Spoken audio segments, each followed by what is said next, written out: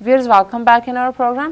And Dr. ਸਾਹਿਬ ਸਾਡੀ ਅਗਲੀ email Fremont California ਤੋਂ ਵੀਰ ਜਸਦੀਪ ਸਿੰਘ ਜੀ ਦੀ ਹੈ। ਇਹ ਲਿਖਦੇ ਹਨ, ਡਾਕਟਰ ਸਾਹਿਬ ਕਿਰਪਾ ਕਰਕੇ ਪੰਜਾਬ ਵਿਚਲੀਆਂ ਅਤੇ ਬਾਹਰਲੀਆਂ ਸਿੱਖ ਜਥੇਬੰਦੀਆਂ ਨਾਲ ਮਿਲ ਕੇ ਕੁਝ ਇਸ ਤਰ੍ਹਾਂ ਦਾ ਬਿਆਨ ਤਿਆਰ ਕਰੋ ਸਾਰੇ ਜੂਨੀਅਰ ਰੈਂਕ ਦੇ ਪੁਲਿਸ ਅਫਸਰਾਂ ਜਿਨ੍ਹਾਂ ਵਿੱਚ SP ਰੈਂਕ ਤੱਕ ਦੇ ਅਫਸਰ ਵੀ ਸ਼ਾਮਲ ਹਨ ਨੂੰ ਆਮ ਮੁਆਫੀ ਦਿੱਤੀ ਜਾਵੇਗੀ ਅਤੇ ਉਹਨਾਂ ਦੀ ਤਨਖਾਹ ਅਤੇ ਪੈਨਸ਼ਨ ਦੇ ਬਰਾਬਰ ਉਹਨਾਂ ਨੂੰ ਮੁਆਵਜ਼ਾ ਵੀ ਦਿੱਤਾ ਜਾਵੇਗਾ ਜੇ ਉਹ ਸਾਹਮਣੇ ਆ ਕੇ 1978 ਤੋਂ ਲੈ ਕੇ ਹੁਣ ਤੱਕ ਸਿੱਖਾਂ ਦੇ ਖਿਲਾਫ ਕੀਤੇ ਅਪਰਾਧਾਂ ਨੂੰ ਕਬੂਲ ਕਰਨਗੇ। ਇਹਨਾਂ ਅਪਰਾਧਾਂ ਵਿੱਚ ਸਿੱਖਾਂ ਨੂੰ ਝੂਠੇ ਕੇਸਾਂ ਵਿੱਚ ਫਸਾਉਣਾ ਅਤੇ ਗੈਰ ਕਾਨੂੰਨੀ ਤਰੀਕੇ ਨਾਲ ਹਿਰਾਸਤ ਵਿੱਚ ਰੱਖਣਾ ਵੀ ਸ਼ਾਮਲ ਹੈ।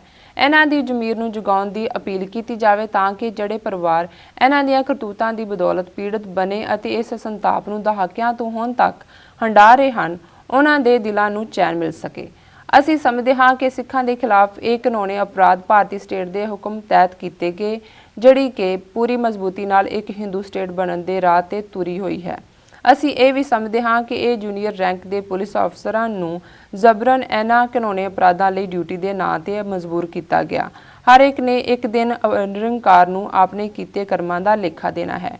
ਜੇ ਤੁਸੀਂ ਸਾਹਮਣੇ ਆ ਕੇ ਆਪਣੇ ਗੁਨਾਹ ਕਬੂਲ ਕਰੋਗੇ ਤਾਂ ਤੁਹਾਨੂੰ ਘੱਟੋ ਘੱਟ ਇਸ ਸੰਸਾਰ ਵਿੱਚ ਕੁਝ ਸ਼ਾਂਤੀ ਮਿਲੇਗੀ ਅਤੇ ਸੰਸਾਰ ਵਿੱਚ ਜਾਣ ਤੋਂ ਬਾਅਦ ਵੀ ਕੁਝ ਚੈਨ ਮਹਿਸੂਸ ਹੋਵੇਗਾ। ਜੇ ਤੁਸੀਂ ਸਾਹਮਣੇ ਆ ਕੇ ਆਪਣੇ ਜੁਰਮਾਂ ਦਾ ਇਕਬਾਲ ਨਹੀਂ ਕਰਦੇ ਤਾਂ ਤੁਹਾਡੀਆਂ ਰੂਹਾਂ ਭਟਕਦੀਆਂ ਰਹਿਣਗੀਆਂ ਅਤੇ ਤੁਹਾਨੂੰ ਕਦੀ ਚੈਨ ਮਹਿਸੂਸ ਨਹੀਂ ਹੋਵੇਗਾ। ਹਿੰਦੂਤਵੀ ਰਾਸ਼ਟਰ ਦੀਆਂ ਸਿੱਖ ਨਸਲਕੁਸ਼ੀਆਂ ਸੰਬੰਧੀ ਨੀਤੀਆਂ ਦੇ ਸੱਚ ਨੂੰ ਖੁੱਲ੍ਹ ਕੇ ਬਿਆਨ ਕਰੋ। ਡਾਕਟਰ ਸਾਹਿਬ, ਮੈਂ ਸਮਝਦਾ ਹਾਂ ਕਿ ਇਹ ਬਹੁਤ ਪਹਿਲਾਂ ਕੀਤਾ ਜਾਣਾ ਚਾਹੀਦਾ ਸੀ। ਜੇ ਇਉਂ ਹੁੰਦਾ ਤਾਂ ਮੈਨੂੰ ਆਸ ਹੈ ਹੁਣ ਤੱਕ ਕੁਝ ਪੁਲਿਸ ਮੁਲਾਜ਼ਮ ਜ਼ਰੂਰ ਸਾਹਮਣੇ ਆਉਂਦੇ। ਬਹੁਤ ਬਹੁਤ ਧੰਨਵਾਦ। ਹਾਂ ਡਾਕਟਰ ਸਾਹਿਬ।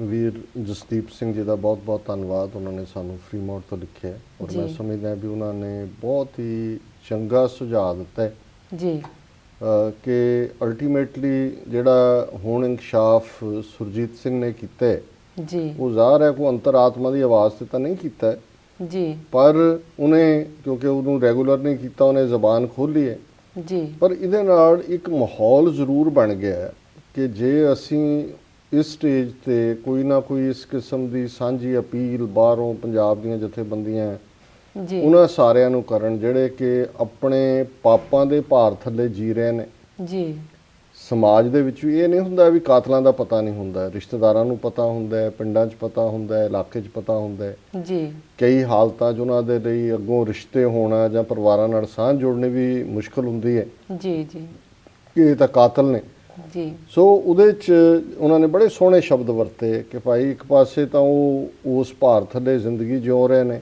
ਜੀ ਜੇ ਸੈਲਫ ਕਨਫੈਸ਼ਨ ਕਰਨਗੇ ਤੇ ਘੱਟੋ ਘੱਟ ਥੋੜੇ ਬਹੁਤ ਚੈਨ ਨਾਲ ਮਰ ਸਕਣਗੇ ਤੇ ਅੱਗੋਂ ਵੀ ਕੋਈ ਸ਼ਾਂਤੀ ਮਿਲੇਗੀ, ਨਹੀਂ ਤਾਂ ਰੂਹਾਂ ਭਟਕਣਗੀਆਂ। ਜੀ ਪਰ ਜਿਹੜੀ ਗੱਲ ਬੜੀ ਉਹਨਾਂ ਨੇ ਪੁਖਤਾ ਕਹੀ ਕਿ ਵੀ ਇਸ ਦੇ ਲਈ ਜੇ ਇਹ ਇਕਰਾਰ ਕੀਤਾ ਜਾਏ ਉਹਨਾਂ ਦੇ ਨਾਲ ਕਿ ਭਾਈ ਜਿੰਨੀ ਤੁਹਾਡੀ ਤਨਖਾਹ ਹੈ ਜੇ ਕੋਈ ਨੌਕਰੀ ਕਿਸੇ ਦੀ ਰਹਿੰਦੀ ਹੈ ਤੇ ਜੇ ਨੌਕਰੀ ਜਾ ਚੁੱਕੀ ਹੈ ਆਲਰੇਡੀ ਰਿਟਾਇਰ ਹੈ ਫਿਰ ਤੁਹਾਡੀ ਪੈਨਸ਼ਨ ਦਾ ਵੀ ਅਸੀਂ ਪ੍ਰਬੰਧ ਕਰਾਂਗੇ, ਤੁਹਾਨੂੰ ਕੰਪਨਸੇਸ਼ਨ ਵੀ ਦੇਵਾਂਗੇ, ਤੁਸੀਂ ਸੱਚ ਬੋਲੋ ਔਰ ਕਨਫੈਸ ਕਰੋ ਆਪਣੇ ਕ੍ਰਾਈਮਸ ਨੂੰ ਜੀ ਕਿਉਂਕਿ ਉਹਦੇ ਨਾਲ ਜਿਹੜਾ ਇੰਟਰਨੈਸ਼ਨਲ ਕੇਸ ਹੈ ਜੈਨੋਸਾਈਡ ਦਾ ਸਿੱਖ ਨਸਲਕੁਸ਼ੀ ਦਾ ਉਹ ਬਿਲਟ ਹੋ ਸਕਦਾ ਹੈ। ਜੀ ਜੀ ਬਿਲਕੁਲ। ਸੋ ਮੈਂ ਸਰਟਨਲੀ ਇਸ ਮੁੱਦੇ ਤੇ ਕੰਮ ਵੀ ਕਰਾਂਗਾ। ਮੈਨੂੰ ਲੱਗਦਾ ਕਿ ਵੀ ਇਹ ਬਹੁਤ ਚੰਗੀ ਗੱਲ ਹੈ ਕਿ ਇਸ ਦੇ ਨਾਲ ਸਿਰਫ ਇਹਦਾ ਇੱਕੋ ਹੀ ਇੱਕ ਪੰਜਾਬ ਯੂਨੀਵਰਸਿਟੀ ਚੰਡੀਗੜ੍ਹ ਦੇ ਵਿੱਚ ਪ੍ਰੋਫੈਸਰ ਨੇ ਫਿਲਾਸਫੀ ਦੇ ਜੀ ਉਹਨਾਂ ਦੇ ਨਾਲ ਸਹਿਜਵਨ ਕੱਲ ਰਾਤ ਗੱਲ ਹੋ ਰਹੀ ਸੀ ਜੀ ਤੇ ਉਹ ਮੈਨੂੰ ਕਹਿਣ ਲੱਗੇ ਜੀ ਇਹ ਜਿਹੜਾ ਅੱਜ ਕੱਲ੍ਹ ਮਾਹੌਲ ਵੀ ਬਣ ਰਿਹਾ ਕਿਤੇ ਇਹ ਤਾਂ ਕਿਉਂਕਿ ਜਿਵੇਂ ਅਸੀਂ ਅੱਗੇ ਕਹਿ ਕੇ ਹਟੇ ਹਾਂ ਵੀ ਹੁਣ ਸਾਡੇ ਦਿਮਾਗ 'ਚ ਕਿਉਂਕਿ ਅਸੀਂ ਲੜਾਈ ਲੜ ਰਹੇ ਹਾਂ ਸਟੇਟ ਦੇ ਨਾਲ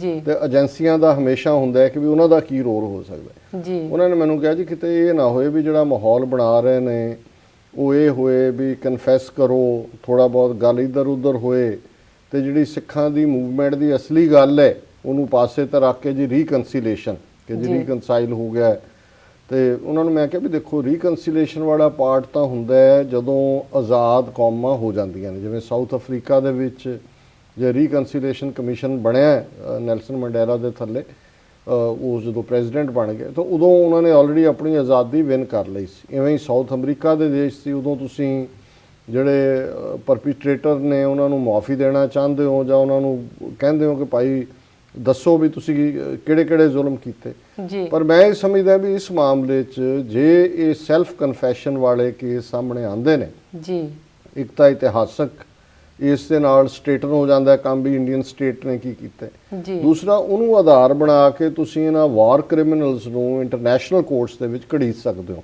ਜੀ ਅੱਜ ਨਾ ਸਹੀ ਸਾਲ ਨੂੰ ਸਹੀ 2 ਸਾਲ ਨੂੰ ਸਹੀ, ਅਲਟੀਮੇਟਲੀ ਜਿੱਥੇ ਵੀ ਇਸ ਕਿਸਮ ਦੀਆਂ ਕਿਲਿੰਗਸ ਹੋਈਆਂ ਨੇ ਔਰ ਜਿਵੇਂ ਬੋਸਨੀਆ ਦੇ ਕੇਸ ਦੇ ਵਿੱਚ ਇਹ ਫੈਸਲਾ ਹੈ ਇੰਟਰਨੈਸ਼ਨਲ ਕ੍ਰਿਮੀਨਲ ਕੋਰਟ ਦਾ ਵੀ ਇਹ ਵੀ ਜ਼ਰੂਰੀ ਨਹੀਂ ਵੀ ਗਿਣਤੀ 6 ਮਿਲੀਅਨ ਹੋਏ ਯਹੂਦੀਆਂ ਦੀ ਤਰ੍ਹਾਂ ਤਾਂ ਹੀ ਤੁਸੀਂ ਨਸਲਕੁਸ਼ੀ ਮੰਨਦੇ ਹੋ। ਬੋਸਨੀਆ ਦੇ ਇੱਕ ਮਾਮਲੇ 'ਚ 20 ਬੰਦੇ ਜਿਹੜੇ ਮਾਰ ਕੇ ਉਹਨਾਂ ਨੂੰ ਗਰੇਵ 'ਚ ਦੱਬੇ ਸੀ, ਉਹਨਾਂ ਨੂੰ ਜਿਹੜਾ ਦਫਨਾ ਕੇ ਉਹਨਾਂ ਨੇ ਜਦੋਂ ਕੱਢਿਆ ਉਹਨਾਂ ਨੇ ਉਹਨਾਂ 20 ਬੰਦਿਆਂ ਤੇ ਹੀ ਬੇਸਡ ਉਹਨੂੰ ਜੈਨੋਸਾਈਡ ਬਣਾਇਆ। ਤੇ ਇੱਥੇ ਤਾਂ ਇਕੱਲਾ ਬੰਦਾ ਕਹਿੰਦਾ ਕਿ ਵੀ ਮੈਂ 83 ਮਾਰੇ ਨੇ ਜੀ ਔਰ ਇੰਨੇ ਅਕਾਊਂਟ ਇਦਾਂ ਦੇ ਕਈ ਨੇ।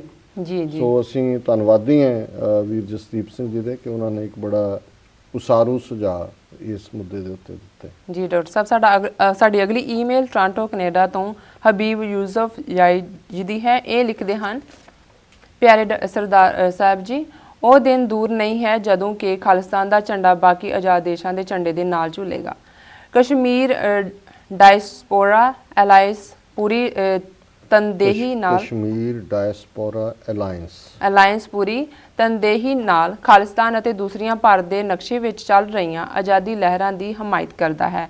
ਇਹ ਲਹਿਰਾਂ ਆਪਣੀ ਧਾਰਮਿਕ ਆਜ਼ਾਦੀ ਅਤੇ ਸੁਰੱਖਿਅਤ ਜ਼ਿੰਦਗੀ ਦੇ ਸਿਧਾਂਤਾਂ ਨੂੰ ਪਰਨਾਈਆਂ ਹੋਈਆਂ ਹਨ।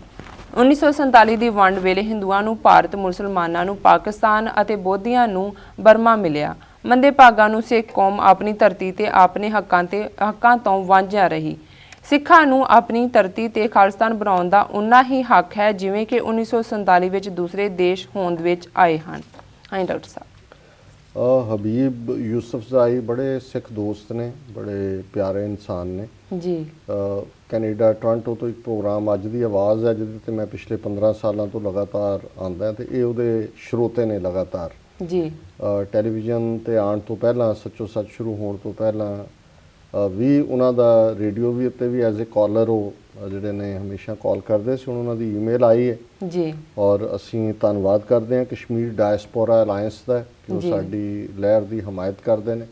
ਔਰ ਉਹਦੇ 'ਚ ਇੱਕ ਗੱਲ ਜਿਹੜੀ ਮੈਂ ਉਹਨਾਂ ਦੀ ਈਮੇਲ ਤੋਂ ਸਿੱਖੀ, ਜਦੋਂ ਅਸੀਂ 47 ਦੀ ਵੰਡ ਦੀ ਗੱਲ ਕਰਦੇ ਅਸੀਂ ਇਹ ਤਾਂ ਕਹਿੰਦੇ ਹਾਂ ਵੀ ਹਿੰਦੂਆਂ ਨੂੰ ਹਿੰਦੁਸਤਾਨ ਇੰਡੀਆ ਮਿਲਿਆ, ਮੁਸਲਮਾਨਾਂ ਨੂੰ ਪਾਕਿਸਤਾਨ ਮਿਲਿਆ, ਸਿੱਖਾਂ ਨੂੰ ਕੀ ਮਿਲਿਆ, ਪਰ ਉਹਨਾਂ ਨੇ ਬੋਧੀਆਂ ਨੂੰ ਬਰਮਾ ਮਿਲਣ ਦੀ ਗੱਲ ਵੀ ਕੀਤੀ ਔਰ ਇਹ ਬਿਲਕੁਲ ਠੀਕ ਹੈ ਕਿਉਂਕਿ ਬਰਮਾ ਵੀ 1948 'ਚ ਸ਼ਾਇਦ ਜਿਹਦਾ ਨਾਮ ਹੁਣ ਮਿਆਂਮਾਰ ਹੈ ਉਹਨੂੰ ਬ੍ਰਿਟਿਸ਼ਰਸ ਨੇ ਆਜ਼ਾਦ ਕੀਤਾ। ਸੋ ਬਰਮਾ ਆਲਰੇਡੀ ਬ੍ਰਿਟਿਸ਼ ਇੰਡੀਆ ਦਾ ਹਿੱਸਾ ਸੀ ਜੀ। ਔਰ ਬਰਮਾ ਦੇ ਵਿੱਚ ਜਿਹੜੀ ਬਹੁ ਗਿਣਤੀ ਹੈ ਉਹ ਬੋਧੀਆਂ ਦੀ ਹੈ ਔਰ ਹਾਲਾਂਕਿ ਜੋ ਅੱਜ ਕੱਲ੍ਹ ਉਹ ਮੁਸਲਮਾਨਾਂ ਨਾਲ ਸਲੂਕ ਕਰ ਰਹੇ ਨੇ ਜੀ ਬੜਾ ਨਖੇਧੀਯੋਗ ਹੈ, ਕੰਡੈਮਨੇਬਲ ਹੈ। ਉਹ ਪੂਰੀ ਐਥਨਿਕ ਕਲੀਨਜ਼ਿੰਗ ਕਰ ਰਹੇ ਨੇ ਕੁਝ ਹਿੱਸੇ 'ਚ, ਪਰ ਇਹਦੇ 'ਚ ਕੋਈ ਸ਼ੱਕ ਨਹੀਂ ਹੈ ਕਿ ਬੋਧੀਆਂ ਨੂੰ ਵੀ ਆਪਣਾ ਮੁਲਕ ਮਿਲਿਆ। ਹਾਲਾਂਕਿ ਸ੍ਰੀਲੰਕਾ ਜਿਹੜਾ ਦੇਸ਼ ਹੈ ਉਹ ਵੀ ਬੋਧੀ ਦੇਸ਼ ਹੈ। ਸੋ ਜਦੋਂ ਅਸੀਂ ਸਾਊਥ ਏਸ਼ੀਆ ਦੀ ਗੱਲ ਕਰਦੇ ਹਾਂ ਸੋ ਸਾਊਥ ਏਸ਼ੀਅਨ ਕੰਟੈਕਸਟ ਦੇ ਵਿੱਚ ਬੋਧੀਆਂ ਦੇ ਵੀ ਮੁਲਕ ਨੇ ਜੀ। ਸ੍ਰੀਲੰਕਾ ਹੈ ਔਰ ਬਰਮਾ ਤਾਂ ਦਿੱਤਾ ਹੀ ਉਹਨਾਂ ਨੇ ਅੰਗਰੇਜ਼ੀ ਸਾਮਰਾਜ ਚੋਂ ਹੀ ਗਿਆ ਜੀ। ਇਸਲਾਮਿਕ ਮੁਲਕ ਹੈ। ਪਾਕਿਸਤਾਨ ਚੋਂ ਅੱਗੋਂ 2 ਬਣੇ, ਬੰਗਲਾਦੇਸ਼ ਵੀ ਬਣਿਆ, ਹਿੰਦੂਆਂ ਨੂੰ ਵੱਡਾ ਇੱਕ ਮੁਲਕ ਮਿਲਿਆ।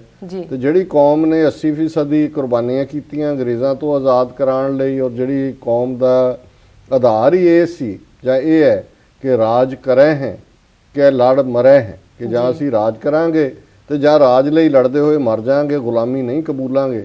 ਅਸੀਂ ਉਹਨਾਂ ਦੀ ਗੁਲਾਮੀ ਕਬੂਲ ਰਹੇ ਹਾਂ ਜਿਹੜੇ 1000 ਸਾਲ ਜੁੱਤੀਆਂ ਖਾਂਦੇ ਰਹੇ ਨੇ। ਜਿਹੜਾ ਆਇਆ ਉਹਦੇ ਜਾਂ ਜੁੱਤੀਆਂ ਖਾਣ ਲੱਗ ਗਏ ਜਾਂ ਜੁੱਤੀਆਂ ਚੱਟਣ ਲੱਗ ਗਏ, 2 ਹੀ ਕੰਮ ਕੀਤੇ ਆ ਉਹਨਾਂ ਨੇ ਜੀ। ਸੋ ਇਹਨਾਂ ਦਾ ਬਹੁਤ ਬਹੁਤ ਧੰਨਵਾਦ ਹਬੀਬ ਜੀ ਦਾ ਜੀ ਕਿ ਉਹਨਾਂ ਨੇ ਸਾਨੂੰ ਹਮਾਇਤ ਦਿੱਤੀ ਹੈ ਔਰ ਇਸ ਤਰ੍ਹਾਂ ਹੀ ਸਾਡੇ ਪ੍ਰਤੀ ਖਾਲਿਸਤਾਨ ਦੀ ਲਹਿਰ ਪ੍ਰਤੀ ਅਸੀਂ ਆਸ ਕਰਦੇ ਹਾਂ ਵੀ ਹਮੇਸ਼ਾ ਸਿੰਪੈਥੈਟਿਕ ਵਤੀਰਾ ਰੱਖਣਗੇ। ਜੀ। ਅਗਲਾ ਸਾਡਾ ਮੈਸੇਜ ਹੈ ਅੰਮ੍ਰਿਤਸਰ ਤੋਂ ਬਾਵਾ ਸੁਰਜੀਤ ਸਿੰਘ ਭੱਲਾ ਜੀ ਦਾ। ਇਹਨਾਂ ਨੂੰ ਪ੍ਰੋਗਰਾਮ ਸੱਚੋ ਸੱਚ ਬਹੁਤ ਪਸੰਦ ਹੈ। ਇਹ ਇਸ ਨੂੰ YouTube ਤੇ ਦੇਖਦੇ ਹਨ। ਇਹਨਾਂ ਨੂੰ ਲੱਗਦਾ ਹੈ ਕਿ ਜੇ ਸਿੱਖਾਂ ਦੀ ਕੋਈ ਤਰਜਮਾਨੀ ਕਰਦਾ ਤਾਂ ਉਹ ਬਾਹਰਲੇ ਸਿੱਖ ਹੀ ਹਨ। ਇਹਨਾਂ ਅਨੁਸਾਰ ਅਕਾਲੀ ਦਲ ਨੂੰ ਤਾਂ ਹਿੰਦੂਤਵੀ ਪਾਰਟੀ ਸਮੂਹ ਦਾ ਇੱਕ ਅੰਗ ਹੀ ਸਮਝਿਆ ਜਾਵੇ। ਇਹਨਾਂ ਦਾ ਸਵਾਲ ਹੈ ਕਿ 5.5 ਸਦੀਆਂ ਦੇ ਸਿੱਖ ਇਤਿਹਾਸ ਵਿੱਚ ਸਿੱਖ ਧਰਮ ਨੂੰ ਇਹੋ ਜਿਹੇ ਚੈਲੰਜ ਪਹਿਲਾਂ ਕਦੀ ਨਹੀਂ ਆਏ ਜਿਹੋ ਜਿਹੇ ਉਹ ਅੱਜ ਫੇਸ ਕਰ ਰਹੇ ਹਨ। ਡਾਕਟਰ ਸਾਹਿਬ ਤੁਹਾਡੇ ਕੀ ਵਿਚਾਰ ਹਨ? ਸਰ ਸੁਰਜੀਤ ਸਿੰਘ ਭੱਲਾ ਜੀ ਦਾ ਬਹੁਤ ਬਹੁਤ ਧੰਨਵਾਦ। ਉਹਨਾਂ ਨੇ ਸਾਨੂੰ ਗੁਰੂ ਕੀ ਨਗਰੀ ਸ੍ਰੀ ਅੰਮ੍ਰਿਤਸਰ ਜੀ ਤੋਂ ਲਿਖਿਆ ਜੀ। ਉਹਨਾਂ ਨੇ ਇਹ ਵੀ ਆਸ ਜਤਾਈ ਹੈ ਕਿ ਬਾਹਰਲੇ ਸਿੱਖ ਅਗਵਾਈ ਦੇ ਸਕਦੇ ਨੇ ਜੀ ਔਰ ਇਹ ਵੀ ਉਹਨਾਂ ਨੇ ਅਕਾਲੀ ਦਲ ਨੂੰ ਬਾਦਲ ਜਿਹੜਾ ਇਸ ਵੇਲੇ ਮੇਨ ਦਲ ਹੈ ਹਿੰਦੂਤਵਾ ਦੀ ਐਕਸਟੈਂਸ਼ਨ ਹੀ ਕਿਹਾ ਜੀ ਤੇ ਉਹਨਾਂ ਦਾ ਸਵਾਲ ਕਨਕਲੂਜਨ ਚ ਇਹ ਹੈ ਕਿ ਵੀ ਕੀ ਸਾਡੇ 5.5 ਸਦੀਆਂ ਦੇ ਇਤਿਹਾਸ 'ਚ ਜਿਸ ਦੌਰ 'ਚੋਂ ਸਿੱਖ ਕੌਮ ਅੱਜ ਗੁਜ਼ਰ ਰਹੀ ਹੈ ਇਸ ਕਿਸਮ ਦਾ ਵਕਤ ਉਹਨੇ ਪਹਿਲਾਂ ਵੀ ਕਦੇ ਦੇਖਿਆ ਸ਼ਾਇਦ ਜੀ। ਲੀਡਰਸ਼ਿਪ ਦੇ ਹਵਾਲੇ ਨਾਲ ਇਹ ਗੱਲ ਜ਼ਿਆਦਾ ਠੀਕ ਹੋਏ।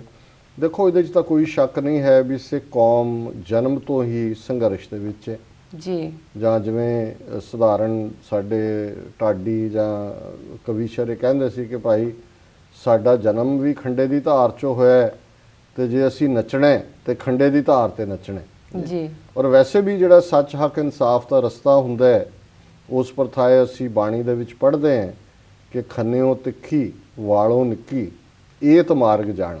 ਇਹ ਜੀ। ਜਿਹੜਾ ਰਸਤਾ ਹੈ ਖੰਡੇ ਤੋਂ ਤਿੱਖਾ ਹੈ ਤੇ ਵਾਲ ਤੋਂ ਬਰੀਕ ਹੈ ਤੇ ਇਸ ਗੱਲ ਨੂੰ ਮੱਦੇਨਜ਼ਰ ਰੱਖਦੇ ਹਾਂ ਅਸੀਂ ਸਮਝਦੇ ਹਾਂ ਵੀ ਸਿੱਖ ਨੇ ਚੈਲੰਜ ਨੂੰ ਫੇਸ ਕਰਨਾ ਹੈ। ਜੀ ਚੈਲੰਜ ਸਾਹਮਣੇ ਘਬਰਾਉਣਾ ਨਹੀਂ ਹੈ, ਢਹਿੰਦੀ ਕਲਾ ਨਹੀਂ ਦਿਖਾਣੀ, ਦਿਲਗੀਰੀ ਨਹੀਂ ਦਿਖਾਣੀ, ਭਗੌੜਾ ਨਹੀਂ ਹੋਣਾ। ਇਹ ਸਾਡਾ ਆਧਾਰ ਹੈ। ਜੀ ਜੀ ਸੋ ਉਸ ਵਿਸ਼ਵਾਸ ਦੇ ਨਾਲ ਅਸੀਂ ਹਰ ਸਮੇਂ ਦੀ ਤਾਕਤਵਰ ਹਕੂਮਤ ਦੇ ਨਾਲ ਟਕਰਾਏ, ਜੀ ਗੁਰੂ ਦੇ ਫੇਥ ਨਾਲ, ਮੁਗਲਾਂ ਦੇ ਨਾਲ ਟਕਰਾਏ, ਅਫਗਾਨਾਂ ਦੇ ਨਾਲ ਟਕਰਾਏ। ਜੇ ਅੰਗਰੇਜ਼ਾਂ ਨੇ ਧੋਖੇ ਨਾਲ ਸਾਨੂੰ ਲੈ ਲਿਆ ਆਪਣੀ ਉਸ ਜਕੜ ਦੇ ਵਿੱਚ ਤੇ ਫਿਰ ਉਹਨਾਂ ਨੂੰ ਵੀ ਅਸੀਂ ਉਦੋਂ ਤੱਕ ਚੈਨ ਨਾਲ ਨਹੀਂ ਬੈਠੇ ਜਦੋਂ 7 ਸਮੁੰਦਰ ਪਾਰ ਨਹੀਂ ਟਪਾ ਦਿੱਤਾ।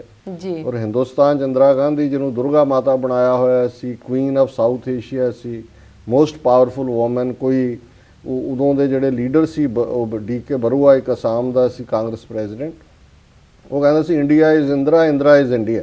ਜੀ ਔਰ ਐਮਰਜੈਂਸੀ ਲਾਈ ਸਭ ਕੂਕ ਸੌਂਗੇ। ਸਿੱਖ ਖਲੋਤੇ ਐਮਰਜੈਂਸੀ ਦਾ ਵੀ ਵਿਰੋਧ ਕੀਤਾ। ਦੁਰਗਾ ਨੂੰ ਜਿਹੜੀ ਖੱਪਰ ਲਹੂ ਦਾ ਲੈ ਕੇ ਭਰ ਕੇ ਤੁਰੀ ਫਿਰਦੀ ਸੀ ਉਹਦੇ ਲਹੂ ਨਾਲ ਹੀ ਖੱਪਰ ਫਿਰ ਭਰ ਕੇ ਦੱਸਿਆ ਵੀ ਇਹ ਗਲਤ ਕੌਮ ਦੇ ਨਾਲ ਤੂੰ ਪੰਗਾ ਲੈ ਲਿਆ, ਸਾਡਾ ਅਕਾਲ ਤਖਤ ਢਾਹ ਕੇ ਸਾਡੇ ਹਰਮੰਦਰ ਤੇ ਅਟੈਕ ਕਰਕੇ। ਜੀ ਬਿਲਕੁਲ। ਸੋ ਇਹ ਠੀਕ ਹੈ ਵੀ ਅੱਜ ਕ੍ਰਾਈਸਿਸ ਹੋਰ ਤਰ੍ਹਾਂ ਦੇ ਨੇ ਪਰ ਸਰ ਸਾਹਿਬ ਹਿੰਮਤ ਰੱਖੋ, ਹੌਸਲਾ ਰੱਖੋ। ਜੀ ਕੌਮ ਦੇ ਵਿੱਚ ਦੁਨੀਆ ਭਰ 'ਚ ਜਿੱਥੇ ਜਿੱਥੇ ਵੀ ਗੁਰੂ ਨਾਨਕ ਨਾਮ ਲੈਵਾ ਵਸਦੇ ਨੇ ਉਹਨਾਂ ਦੇ ਵਿੱਚ ਜਾਗਰਤੀ ਵੱਧ ਰਹੀ ਹੈ। ਅਸੀਂ ਚੈਲੰਜ ਨੂੰ ਕਬੂਲਿਆ ਹੋਇਆ ਹੈ। ਸਾਡੇ ਯੋਧਿਆਂ ਨੇ ਆਪਣੀ ਬਹਾਦਰੀ ਦੇ ਜ਼ੋਰ ਦਿਖਾਏ ਹੋਏ ਨੇ। ਇਹ ਠੀਕ ਹੈ ਪੰਜਾਬ ਦੀ ਅਕਾਲੀ ਲੀਡਰਸ਼ਿਪ, ਬਾਦਲ ਲੀਡਰਸ਼ਿਪ ਨੇ ਇਸ ਕਦਰ ਮਾਯੂਸ ਕੀਤਾ ਹੈ ਕਿ ਕਈ ਵਾਰ ਦਿਲਗੀਰੀ ਉਦਾਸੀ ਸੰਭਵ ਹੈ ਪਰ ਅਸੀਂ ਬੀਤੇ ਦੇ ਵਿੱਚ ਵੀ ਭਾਰੀ ਚੈਲੰਜਾਂ ਦੇ ਬਾਵਜੂਦ ਆਪਣੇ ਨਿਸ਼ਾਨੇ ਤੇ ਆਪਣੇ ਤੇ 21ਵੀਂ ਸਦੀ 'ਚ ਵੀ ਅਸੀਂ ਗੁਰੂ ਦੀ ਬਖਸ਼ਿਸ਼ ਨਾਲ, ਗੁਰੂ ਦੇ ਭਰੋਸੇ ਨਾਲ ਦਰਿਆਏ ਜਮਨਾ ਤੋਂ ਵਾਘਾ ਤੱਕ ਇੱਕ ਆਜ਼ਾਦ ਪ੍ਰਭੂ ਸਤਾ ਸੰਪੰਨ ਦੇਸ਼ ਖਾਲਿਸਤਾਨ ਬਣਾਵਾਂਗੇ। ਇਸ ਬਾਰੇ ਕੋਈ ਦੋ ਰਾਵਾਂ ਨਹੀਂ। ਜੀ ਡਾਕਟਰ ਸਾਹਿਬ ਹੁਣ ਵੇਲਾ ਹੋ ਗਿਆ ਇੱਕ ਛੋਟੇ ਬ੍ਰੇਕ ਦਾ। ਵਿਊਅਰਸ ਸਾਡੇ ਨਾਲ ਇਸ ਤਰ੍ਹਾਂ ਜੁੜੇ ਰਹੋ, ਮਿਲਦੇ ਹਾਂ ਆਫਟਰ ਦਿਸ ਸ਼ਾਰਟ ਬ੍ਰੇਕ।